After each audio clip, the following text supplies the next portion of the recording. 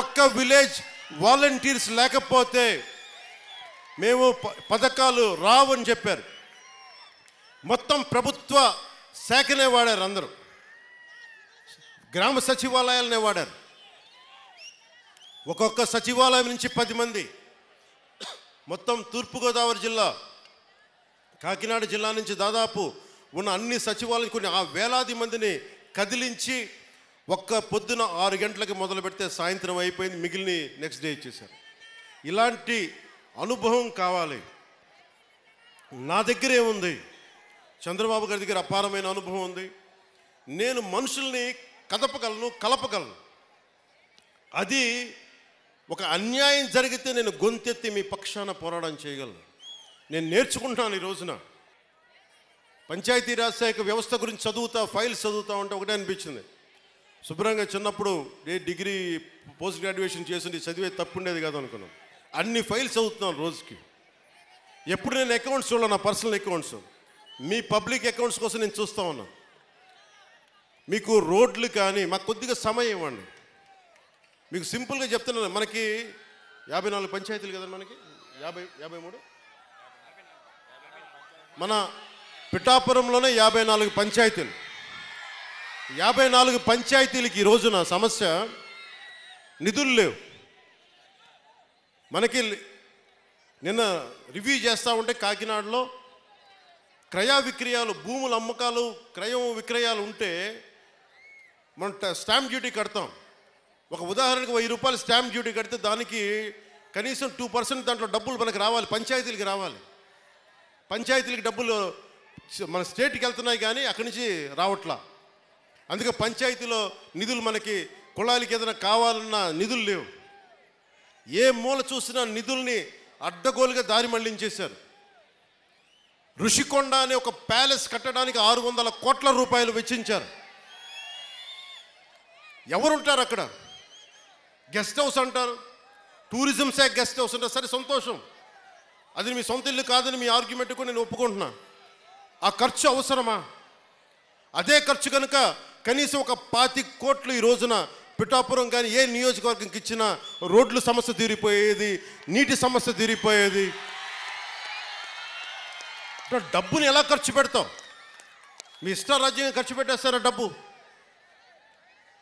30 లక్షలతో ఎవడన్నా సరే బాత్టబ్ పెట్టుకుంటాడు, ఎవడన్నా నేనే పెట్టుకున్నాయని. ఇన్ని కోట్లు సంపాదించేవాడు నేనే పెట్టుకోను. మొన్న నా క్యాంప్ ఆఫీస్ తీసుకెళ్ళి మీకు చెప్పండి సార్ ఎలా చేయమంటారు ఉన్నతాధికారులు అడిగితే నాకు ఏం వద్దండి, ఒక్క ఫర్నిచర్ మీరు కొనొద్దు, ప్రభుత్వం డబ్బులు వేస్ట్ చేయొద్దు. ఎందుకు వేస్ట్ చేయొద్దన్నానంటే నేను కనుక ఒక 10,000 రూపాయలకి ఫర్నిచర్ కొంటే ఆ 10,000 రూపాయలు ఒక ఉద్యోగి జీతానికి వెళ్ళిపోతుంది. మన సెక్రటేరియట్ నుంచి నా దగ్గరికి వచ్చి మీరు అసెంబ్లీ సెషన్స్ వెళ్ళినందుకు దాదాపు మీకు 31,000 రూపాయలు మీకు రావాలి, సంతకాలు పెట్టండి అంటే, నేను నా పంచాయతీరాజ్ శాఖలో నిధులు లేవు, నేను ఎలా డబ్బులు తీసుకుంటా? నాకు వద్దు. నేను చదివిస్తున్నాను, దీన్ని రెలింక్విష్ చేస్తున్నా.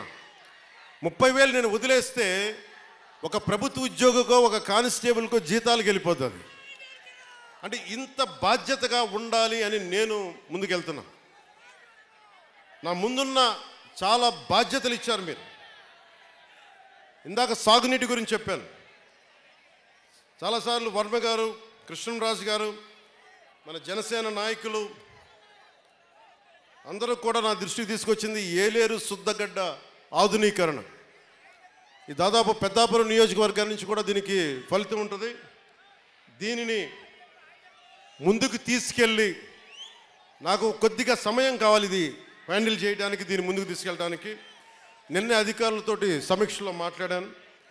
అలాగే పురోహితిక దేవాలయం అమ్మవారిని కేంద్రంగా చేసుకొని, పిఠాపురాన్ని ఆధ్యాత్మిక కేంద్రంగా చేసుకొని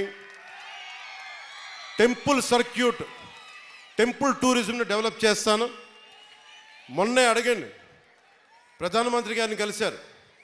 ప్రధానమంత్రి గారిని కలిస్తే ప్రసాద్ స్కీమ్ కింద దాదాపు మనకు 100 కోట్ల నిధులు వస్తే ఆ నిధులు టెంపుల్ పెట్టడం వల్ల చాలా ఎంప్లాయ్మెంట్ వస్తుంది. ఈయన అదే పంపించాను. ఈయన అడిగారు, ఉదయ్ నన్ను ఏం చెప్పంటారు, ప్రధానమంత్రి గారు రమ్మన్నారు, కలుస్తున్నారు, మేము అడిగితే ఒకటే చెప్పారు, 140 కోట్ల ప్రజల బాధ్యతల్ని, బరువుని, కష్టాల్ని మోసే ప్రధానమంత్రి గారికి మనం బలం అవ్వాలి కానీ బరువు అవ్వకూడదు. అదే చెప్పాను ప్రధానమంత్రి గారికి. అలాగే మనకి పిఠాపురంలో సెరికల్చర్ ఉంది. ప్రతిసారి చిత్తూరు కానీ లేదంటే మనకి ఆ ముడిసరుక్కి మదనపల్లి హనుమాన్ జంక్షన్కి వెళ్ళాల్సి వస్తుందని చెప్పి నా దృష్టిలో ఉంది. దానిని ఇక్కడే చేసే ఆప్టిమైజింగ్ సెంటర్, రీలింగ్ సెంటర్ని ఇక్కడే ఏర్పాటు చేస్తాం. దాని గురించి కూడా మాట్లాడుతూ ఉన్నాం.